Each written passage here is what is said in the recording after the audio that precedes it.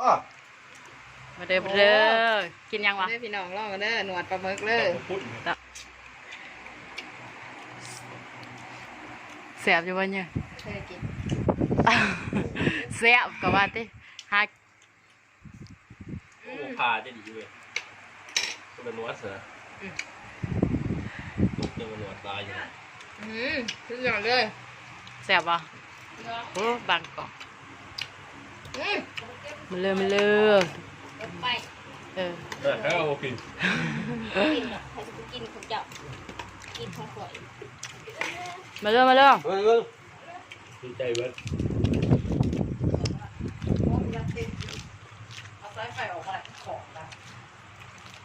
กินได้ของน้ำยัง มาเลยแซ่บเป็นแซ่บพี่น้อง พ่ออยู่กับอีเมลตลอดเลยทุกวันเปล่า ไม่แล้วท่าเก่า เท้าเลยใครหนึ่งคุณจะเป็นยูสาวน านท่าเก่าอยู่ได้เนี่ย นี่ไงอะไรกันเธอเอง ไปดิเอาไปให้ดิ ตะปูนห้องมีกระเทย กินไปนี่ไม่ได้กินหนวดได้ไปให้ร้านนะ โมมี่นะสิมี วางกู ให้ร้านนะหนวดเดี๋ยวหนวดเปิด หยาดม่วงนี่เด่นหนวด ก่อนน้องผู้บึกอันนั้นเนาะไอ้มีบ่ฮะ เมื่อยังกระลองไง เมืองเป็นตะ แต่ เสีย บางทีเขามาย่างกันอ่ะ พันสอง ว่าอึดไปดิ ได้ปะ โลละกว่าบาท ร้อยกว่าบาท เราก็แบบว่าได้อยู่นะ นะ บึกมาเลยนะ เรื่องเยอะจีเรื่องก็มีกี่เป็นหรือเปล่าเนี่ย จืดบนจืด อย่างไรเพราะมันเขาเว้ย ไอ้นางงานจะกินแล้ว ป้าเอื่นใหญ่ขนาด เจ้าอ่ะ จืดปะ เส้นปลา บ้าน อดไปก่อนกินนี่ไปก่อน กินโลเพส เปล่าอะไรเว้ย อดก่อน ข้างในจะบนแล้วถึงว่า ตายย้อนกินเลย แซ่บเป็นแซ่บอะเด้อ มันเป็นนอกตอนนี้มันเป็นไพ่ล้างหมดแล้วแกตูมากเลย ไอ้ดอกมอทำ ดอกเตอร์ใหญ่ เสือใหญ่ ดอกเตอร์อินแซ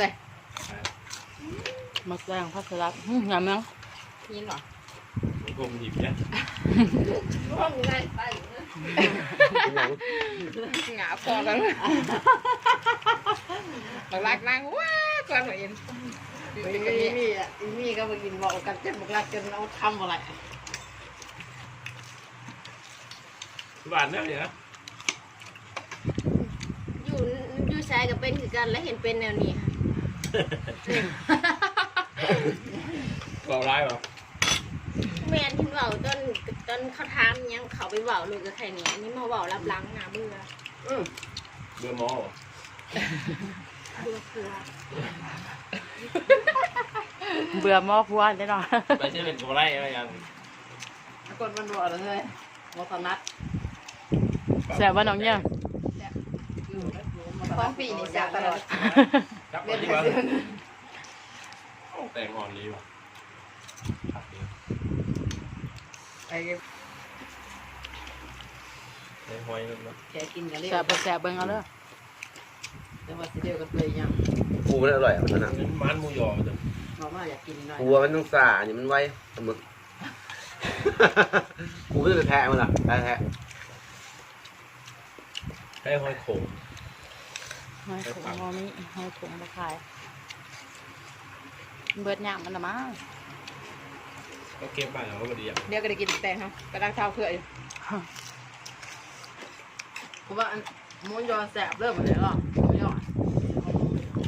มันมีน้ำมันอ่ะ โอ้ดูเด้อ กินแบบเกาหลี มันเสือเทศอร่อยมันเสือเทศนะ เติมตาอยู่เลยอ่ะ นี่บ่ใส่ แล้วยังก่อนนะเพื่อ หมา ก็เด่นละ มันเด่นบอก เล่นแล้วเล่น เล่น เด่น มันเล่นมัน อืม ใหญ่ แต่ก็กินหน่อยนะ จะได้ยังไงยี่นี่เวียนกินได้กับที่นี่ อย่าง ใส่เนี่ย ใส่มันหลายเลยกิน ห แห้ง มูยอก ระถิน ต้องทิ้งอะไรไป เขาบ่ได้ เพื่อ ใส่ นบอก มันก็กินหมดสตอกินได้ เนี่ยมันตะกะเขาบ่ได้ใส่ให้เราเลยมันติดในคุกซื่อโอ้เผ็ดเนาะกินน้ำมากินได้เด้อ โบนี่อ่ะผิวพรรณจะได้สวยงาม ปล่อยงามอยู่เดี๋ยวเรื่องนี้มันมากินเจ้านะพวกกิน ไอ้ยะ พอใจ พอกันเลยว่ะ เอาพักจับพี่น้อง คนทุกคนสื่อเขาปอกแล้วทานปอกแล้ว โมมิ